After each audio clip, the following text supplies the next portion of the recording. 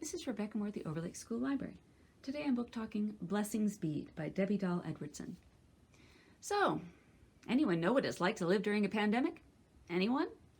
If you have, then you have something in common with Nutak and Aluk, even though they're Inuit sisters living in the Arctic in 1917. Now, in 1917, things are actually pretty good for the sisters, who live with their parents on a small island off the coast of Alaska.